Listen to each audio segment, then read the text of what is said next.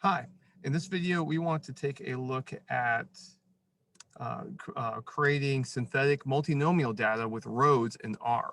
Okay, so if I'm in the situation where I need a classification model, but one of the levels has too few observations, or one of the levels is underrepresented compared to known proportions, then I need to do something. I need to make an adjustment.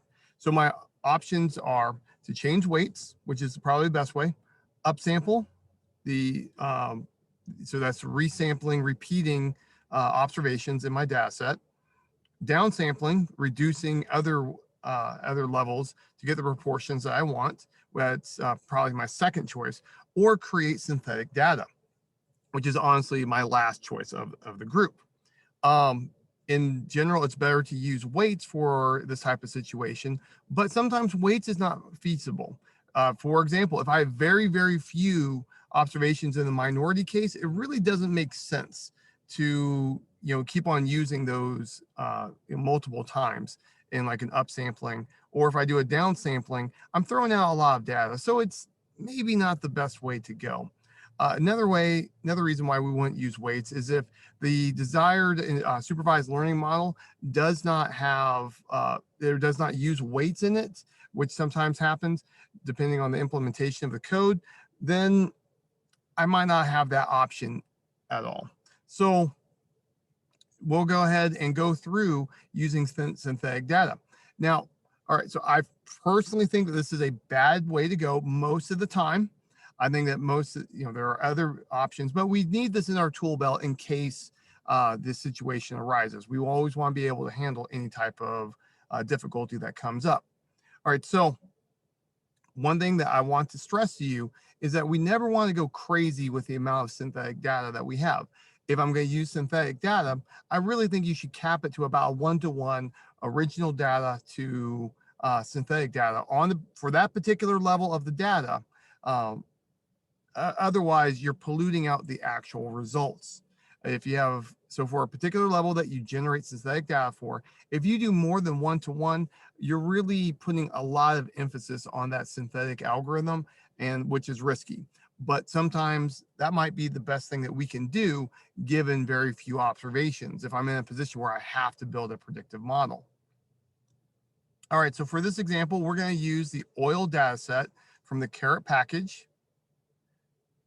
And so here, I'm limited to 2 digits to display, make it a little bit easier. Now, inside here, the oil type has, I think, A, B, C, D, E, F, G, 7 different levels. So it's multinomial classification. And so if we look through, I will notice that the G level only has 2 observations. C only has 3. Okay, so I'm in the situation where I have too few observations on G. So if I want to include G as a level in my predictive model, then I'm putting a lot of faith on those 2 observations. All right, so a better choice, honestly, if I had the option, would be to bin different levels together using subject matter knowledge. And so that way I could get rid of a sparse level by binning, if that's an option. Maybe it's not an option. So if it's not an option, then I need to come up with some other choice. So here, what I'm going to do is for each level that I potentially want data for, I'm going to go ahead and generate synthetic data using rows. So how do I do this? The rows package in R and the rows function within that package only works on binary data. So what I'm going to do is I'm going to create a new version of my data where we have the original value is going to be a 1 and then 0 if it's not. Okay, so in this situation, what I'm doing is I'm binning for when I look at a different level. So I have 7 different levels. When I go with A, what I'm going to do is I'm going to take my data, I'm going to make a copy. I'm going to convert the target variable. When it's A, it's going to be a 1, and when it's not A, it's going to be a 0. All right, so now it's binary. And so now rows can handle binary data. I'm going to generate observations, and I'm going to keep all the ones that correspond to the original value of A. Now I'm going to move on to B. I'm going to take a copy of my data. I'm going to set the binary level to 1 if oil type is B, 0 if it's not. Use rows to synthetically generate data. And then I will move on from there. I'll get on to C. I will take a copy of my data. Inside the copy of the data, I will set the class equal to 1 if it's C, 0 if it's not. And then I run the rows algorithm. All right, so the rows algorithm will give me a whole bunch of new observations to work with. Okay, so what I would do if I want to use synthetic data to like fill in things, what I can do, I can, for each of the underrepresented levels in my data, I take the rows, synthetic values that correspond to that level, and then I include those. Now, when I do this, I'm only going to include the values that have a 1 on them for my binary version, because the zeros are just junk. So when I'm running the rows algorithm, oil type is my target variable. This is saying generate values for every other column, every other predictor. And here's my data. If I only specify like 1, 2, or 3 variables on here of my predictors, what it's going to return for the data are values that are only of the oil type and of the included predictor variables. It'll be a smaller data set. That may be good, that may be bad, depending on what you're working on. Now here I can control the proportion. And playing around about 0.9 is where you want to stop. You don't want to go any more extreme than that. So really you would want, since I only want the level of interest at the time, I would rather this be a 1 for 100%, but it doesn't work out that way or that well when I actually execute it. So I'm going to go ahead and put it at 0.9. That way I don't have a lot of unnecessary results being generated. Now, when I use the rows function, it gives me a rows object, which is not the data that I want. So I have to extract the data off of the rows object.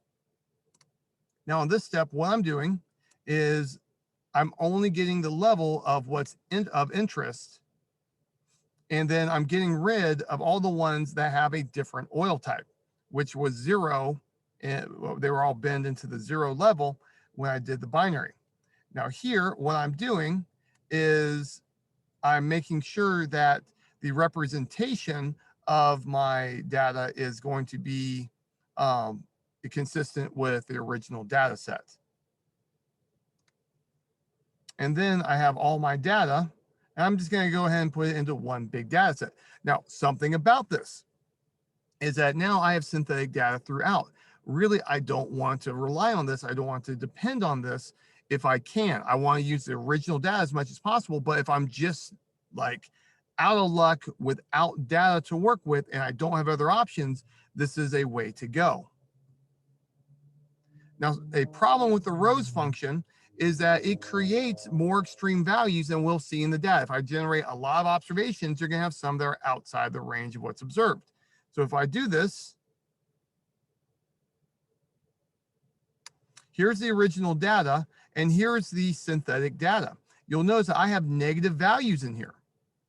All right, well, since negative values may not make sense. So what I go ahead and do is I go ahead and mute these values down so that if it's greater than the maximum of the original data, I replace it with the maximum of the original data. If it's less than the minimum of the original data, I replace it with the minimum of the original data. Why do I do this? Think about leverage in regression. Extreme observations disproportionately pull on my model. So I'm muting down the predictor variable values to make sure that the synthetic values don't pull too much. Looking back on it, I probably should have gone with a max. So like when the data level is A, I probably should have gone with the max of the A values and the minimum of the A values, and then when the max of the B values, minimum of the B values, correspondingly. But you get the point. Now here, after I'm done, I can see that everything's within the right range. So if I wanted to, I could start building models on this. Now, one thing I want to stress in this video is that I really don't want to use more than a 1-to-1 ratio of synthetic to fake data. Like if I had a 2-to-1, like twice as much synthetic as original, then that's probably risky. I'm putting a lot of faith on that synthetic data, and which is ultimately generated by an algorithm. It's not considering the distribution. So I don't like it. I would try to avoid it. And that's all I've got for you. Take care and goodbye.